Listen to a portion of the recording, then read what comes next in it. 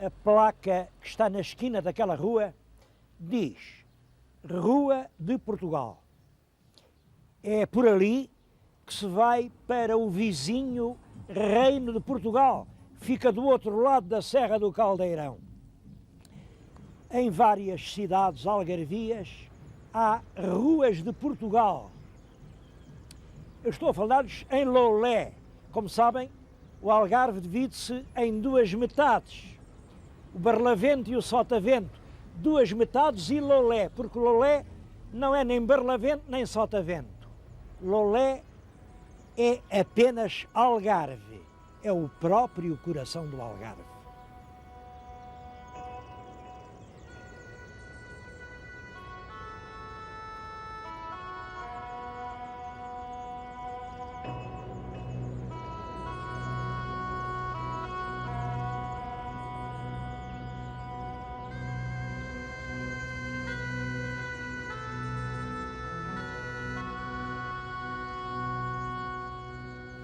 Lolé foi muito sacrificado pelo terremoto de 1755. Caiu muita coisa, mas mesmo assim ainda é uma cidade cheia de relíquias históricas.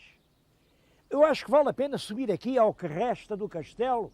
Era um castelo do tempo dos mouros, depois foi reconstruído no século XV. Isto é já uma versão muito restaurada, claro, mas está de pé. O lugar da alcaidaria. Vale a pena visitar a Igreja Matriz, que ainda é de raiz medieval, ou também aquele outro pórtico da Misericórdia, que é já de uma fina linha renascentista. E há outros lugares que já não têm tanto que ver, mas ainda têm muito que contar.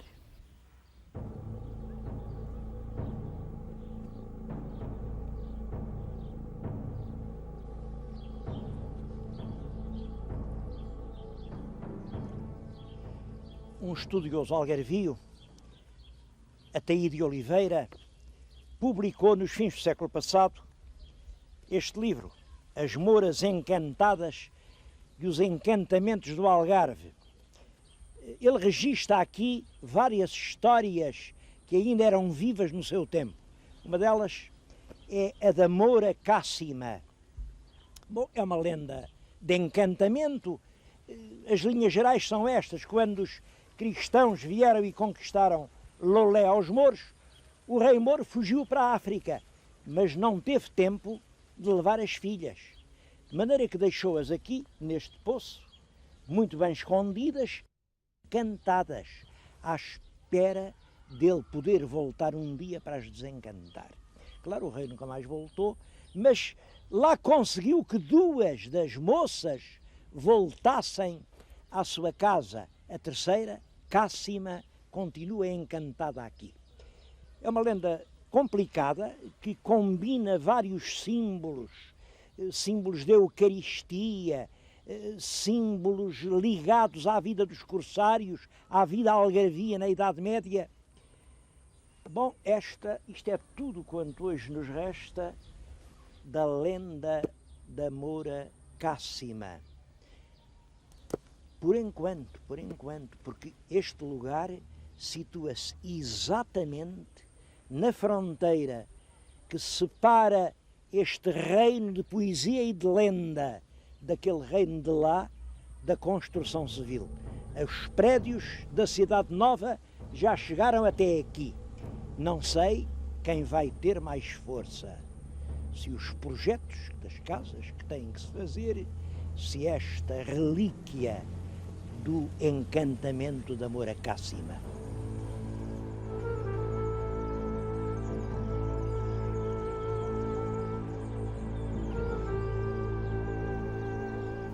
Uma outra referência que eu quero fazer é o Arquivo Histórico de Lolé.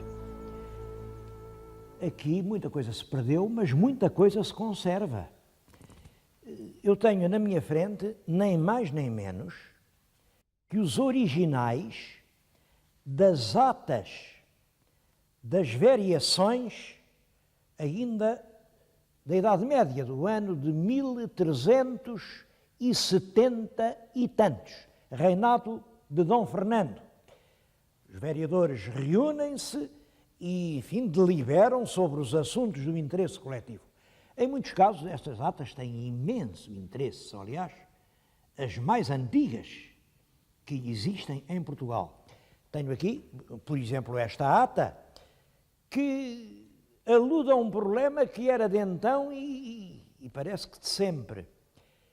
O rei mandou dizer, aqui às câmaras do Algarve, que recebeu um protesto em latim e de Bruges, porque em Bruges importavam grandes quantidades de figo do Algarve.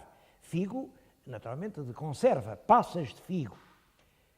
Mas os fardos levavam um figo muito bonito por cima, embaixo também não era mau, mas ao meio era tudo figo xoxo.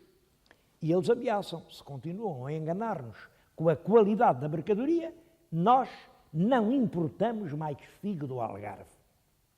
O rei Dom João I manda prevenir desta situação as câmaras e manda que tomem medidas para garantir a qualidade da mercadoria exportada. É claro que o interesse desta situação está em, como sabem, ela ao longo dos tempos tem-se repetido inúmeras vezes. Eu lembro-me que aqui há umas dezenas de anos passou-se exatamente o mesmo com as conservas de peixe. Vieram reclamações da Alemanha porque elas pareciam ser uma coisa e afinal eram outra. É sempre o problema da qualidade. Mas não foi para falar dessas coisas com Miguel Lolé. Adiante, adiante.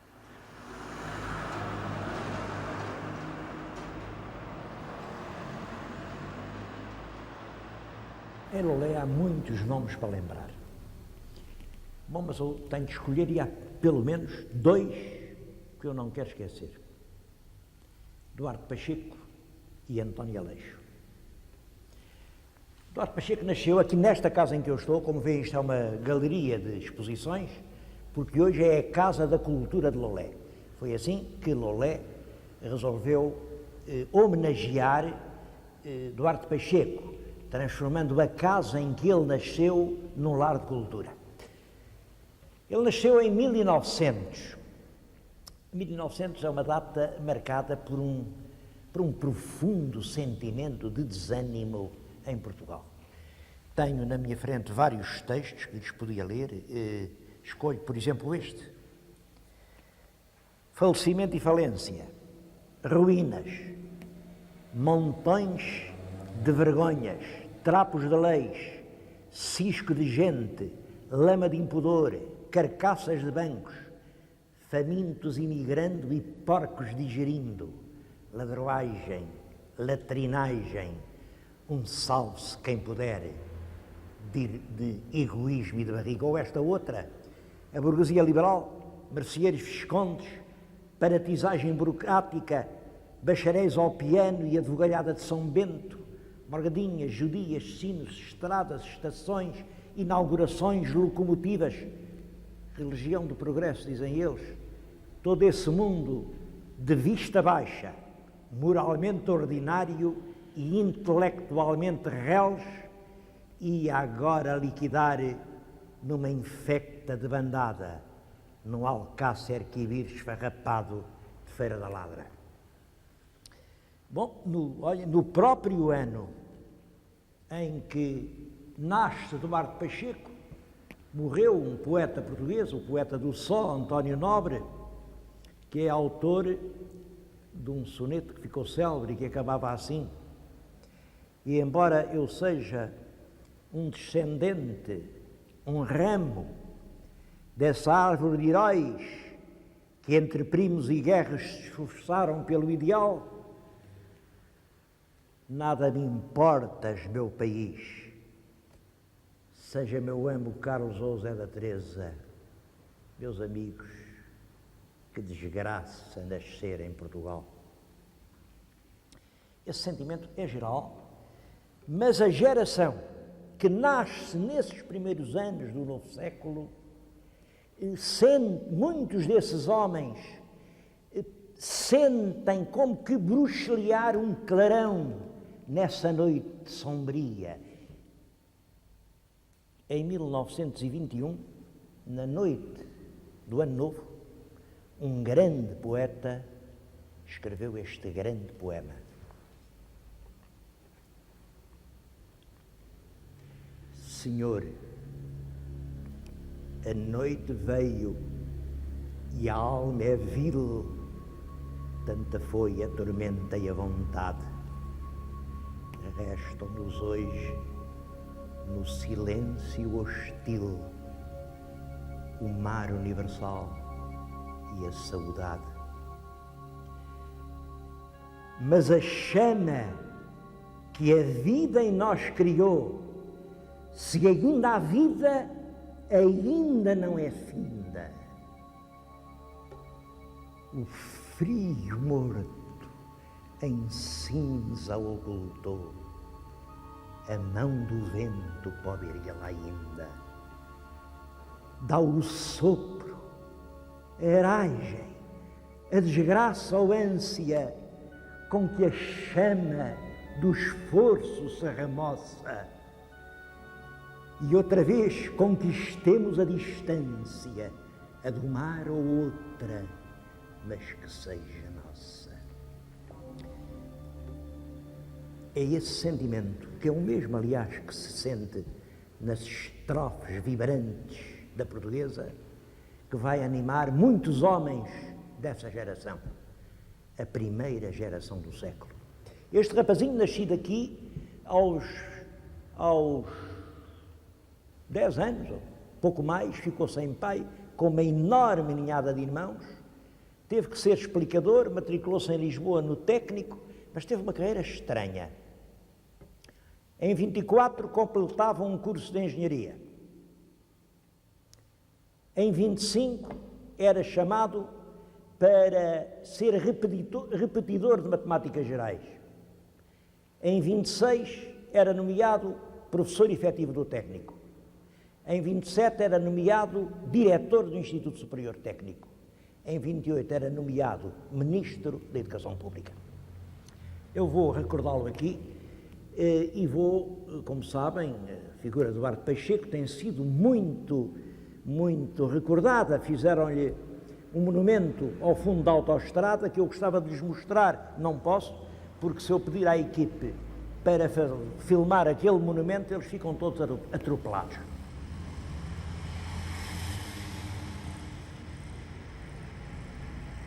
Puseram o monumento num sítio onde é totalmente impraticável parar para o admirar. Se é que ele tem alguma coisa que admirar, que eu acho que não. Portanto, como não podemos ir lá, vamos ver aqui o monumento de Loulé.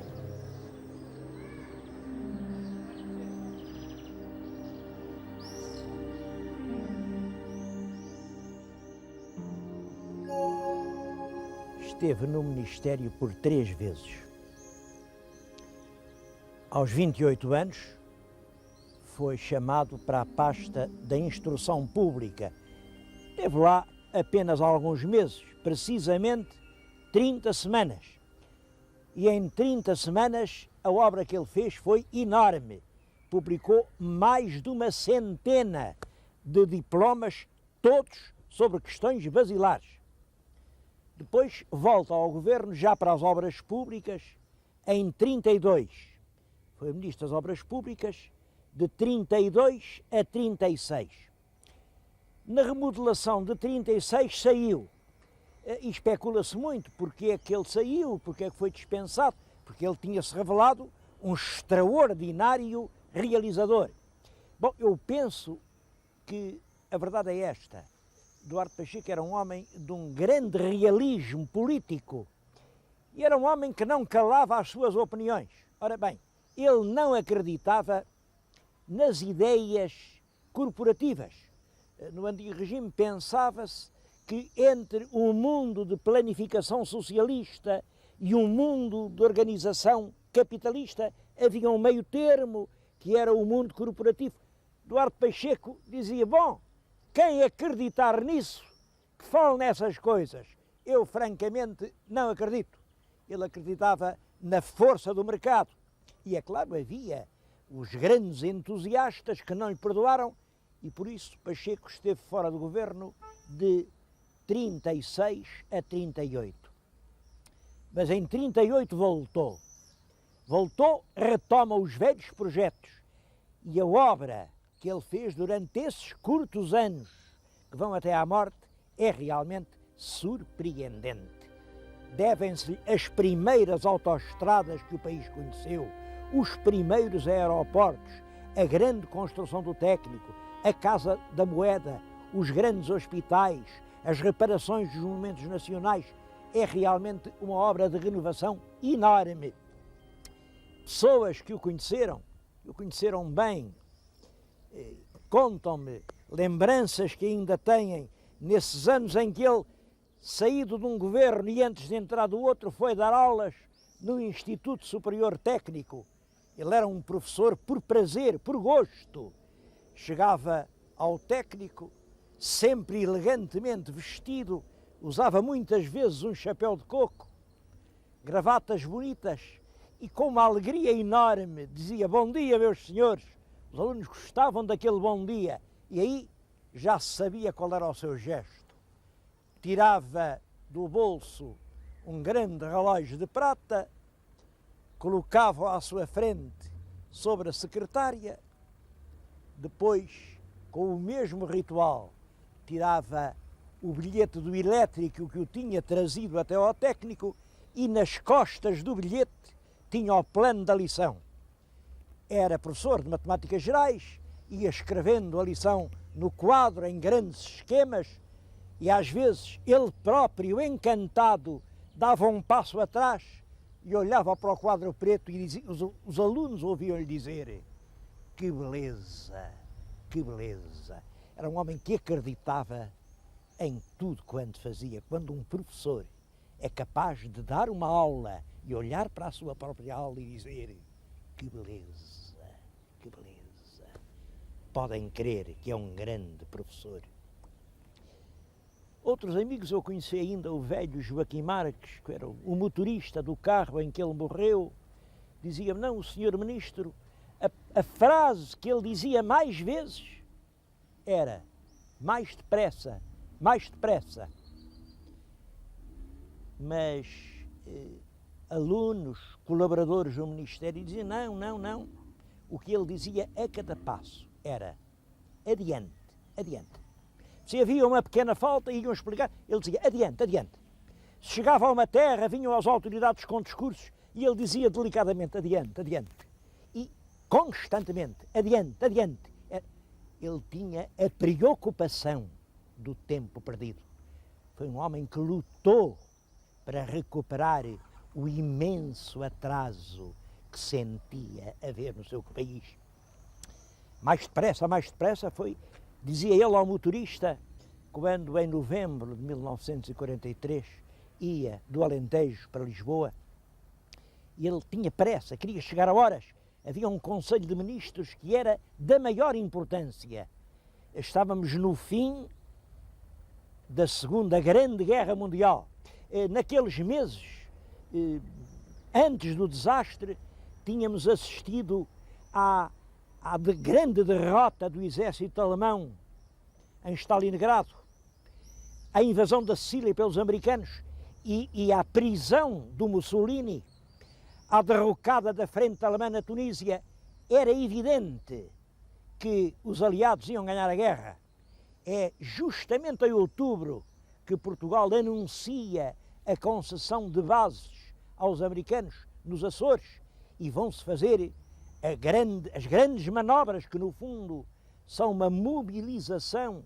São 80 mil homens em armas, porque nós não sabíamos qual ia ser o resultado dessa concessão. E é para esse Conselho de Ministros, em que tudo isso se discute, que Duarte Pacheco vem e diz ao motorista sempre: mais depressa, até que o carro não aguentou a velocidade desmedida, derrapou e o destino cortou-lhe os pés. É com os pés quebrados e uma hemorragia que ele vem a morrer naquela noite no hospital de Setúbal. Toda a gente sentiu que tinha morrido um grande homem e tem-se falado muito, muito, muito no grande realizador, o homem da autoestrada, o homem do Estádio Nacional. Foi mais que isso. Duarte Pacheco era mais que um estradista, era um estadista. A principal obra de Duarte Pacheco é a modernização do Instituto Superior Técnico e a formação dos quadros que hão de formar e instruir os engenheiros que serão os quadros humanos da grande tarefa da modernização do país. Duarte Pacheco sabia que todo o futuro se constrói nas escolas. Daí que o técnico tenha sido a maior de todas as suas obras. Os alunos recordam-no com aquela imensa "Bom dia, meus senhores", e com aquele seu gesto de olhar para o quadro preto. Que beleza, que beleza.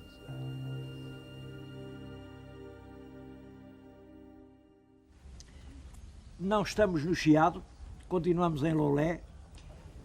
Já conhecem esta estátua, este poeta sentado à mesa de bronze de qualquer parte, mas não é o Fernando Pessoa na Brasileira. É o António Aleixo. E não é nenhum plágio de artista, é que o escultor é o mesmo, é Mestre Lagoa Henriques. Ele era daqui, passou aqui a grande parte da sua vida, uma vida muito difícil, e é isso que se reflete nos versos do António Aleixo, que não têm alegria, pelo contrário, são um cruel protesto contra o mundo em que viveu. Eu leio 2 ou 3 quadras, aliás, elas já são tão conhecidas, mas, por exemplo, quem trabalha e mata a fome não come o pão de ninguém, mas quem não trabalha e come é que come o pão de alguém. Entre grandes e pequenos ficávamos quase iguais, dando a uns um pouco menos e a outros um pouco mais. É triste que a gente veja tanta gente que não come o pão que a tantos sobeja, matava bem essa fome. Bom, era assim que versejava um homem que fazia a sua própria autobiografia nesta quadra, que aliás é célebre. Fui polícia, fui soldado, estive fora da nação, vendo jogo, guardo gado, só me falta ser ladrão.